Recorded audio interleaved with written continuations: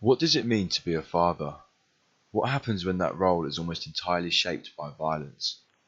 In contemporary cinema, fatherhood is often framed as a means of redemption, a means by which a man can stabilise himself through care, responsibility, but just like in real life, it can manifest into something else entirely.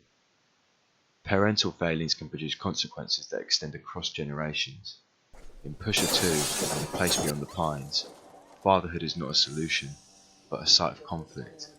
The men in these films espouse misplaced ideals of masculinity, and when paired with their chaotic and turbulent lifestyles, it can spell the worst for what their children stand to inherit. By analysing how these films construct father-son relationships, I will argue that masculinity is not positively shaped through fatherhood, and that cycles of violence are easily reproduced when parenting fails. Stella Bruzzi explores ideas surrounding hard bodies in Hollywood, arguing that the action man seldom proves to be a successful father, as masculinity is tied to physical strength rather than care. Fathers preoccupied with their bodies, she suggests, prove to be deficient paternal role models in Hollywood. Both films feature struggling father figures whose masculinity is defined by strength, the ability to assert dominance, and their physical presentations, which we as viewers can quickly ascertain are performances to mask deep insecurities. In Pusher 2, Tony has the silhouette of a seasoned criminal. However, as soon as he opens his mouth, the illusion fades, as he often displays a certain level of ineptitude and awkwardness which is picked up on by his peers constantly. In the director's commentary for the film, Nicholas Winding Refn chiefly assigns the word impotent to describe Tony. This is not just in reference to his sexual inability, which we see on full display, but his failure to penetrate any aspect of life physically or emotionally. He has no place, no people, and never has an in with anything. The outsider who is unloved and belittled by nearly everyone in his life, having the word respect tattooed across the back of his head, is equal parts ironic and tragic. This all stems from his non-relationship with his gangster father, Smedden the Duke, who frequently scolds Tony over minor issues and makes it very clear to him he resents him, regarding Tony's half-brother Valdemar and his best friend as his real children. This neglect informs Tony's own decision-making when it comes to his newborn son, who he relents against taking care of for most of the film, until he starts to disconnect the sins of the father. This is extremely difficult for Tony, who is quite childlike at heart himself, and constantly seeking the Duke's approval. In this scene, Tony presents to his father a stolen Ferrari which is bright red, almost like a toy car, only to be met with a violent outburst that leaves him mortified.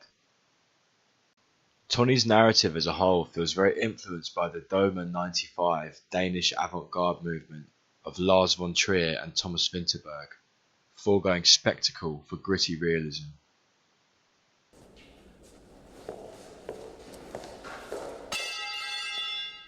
In The Place Beyond the Pines, Luke Glanton's physical presence also speaks volumes about his character. Besides his imposing build, Luke is covered in an eclectic assortment of tattoos which tell us he is impulsive and reckless. In an interview, Derek Cianfrance describes Luke as a man who never had a father or positive masculine role model, who thus seeks to provide such care to his infant son. He does everything he can to be in his son's life, but doesn't have the tools or the drive to do so, predicated by his recklessness. His actions consequently remove himself from his son's life entirely. Bradley Cooper's character Avery is much the opposite, coming from a more privileged background and a stable family unit. He hails from an almost royal lineage, his father being an influential judge in the area, a mantle he intended for Avery to live up to. Avery decides instead to carve out his own path as a police officer, but his blind ambition leads to dire consequences. He is meant to be his father's son. When the other path he takes backfires and he makes a mistake, he doesn't own up to it and buries it, creating a toxic shame that manifests itself in his own son.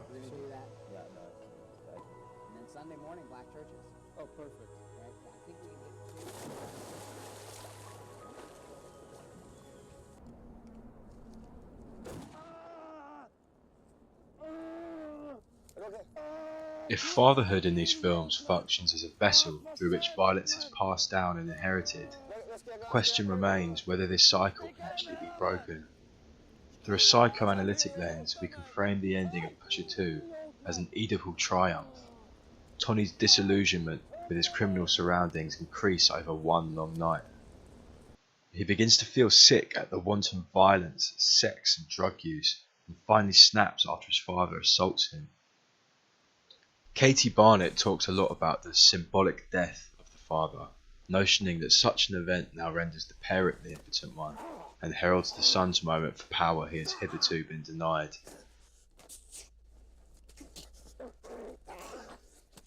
Tony leaves in a frenzy and goes home, his son laid on the ground, while his mother does cocaine next to him. This low-angle shot from where the baby is positioned frames Tony in such a way that we can now recognise him as a competent parental figure. The cycle is broken through the diminishment of the father's power. Ariel Power Sharp can help us place the importance of this storyline within the context of Danish societal issues of the time. Social welfare programs at the time were a huge decline, which a lost soul like Tony could have largely benefited from. The need for families to rely on one another and take care of each other would have felt incredibly close to home in mid-2000s Denmark. The Place Beyond the Pines differs from Pusher in that the ending is not as clean and hopeful, instead providing us with a harsh lesson about legacies. Luke's son Jason grows up without his biological father, however he still shares many of the same traits. He is an outsider, and like his father wears loud and alternative clothing, has a love for riding, albeit in the case of a teenager it's a bicycle. He also shows that he is quite nihilistic and not above breaking the law. Cian France compares his picture to a Greek tragedy, describing American society as a confederation of tribes. The offspring of the Glanton and Cross tribes colliding is the reverberation of a violent episode over a decade ago. Jason stops short of complete repetition and spares the lives of the Cross family. However, he has still inherited the trauma his flawed father sought to undo. This is visualised in the final scene. Jason purchases a motorcycle and takes off into the sunset.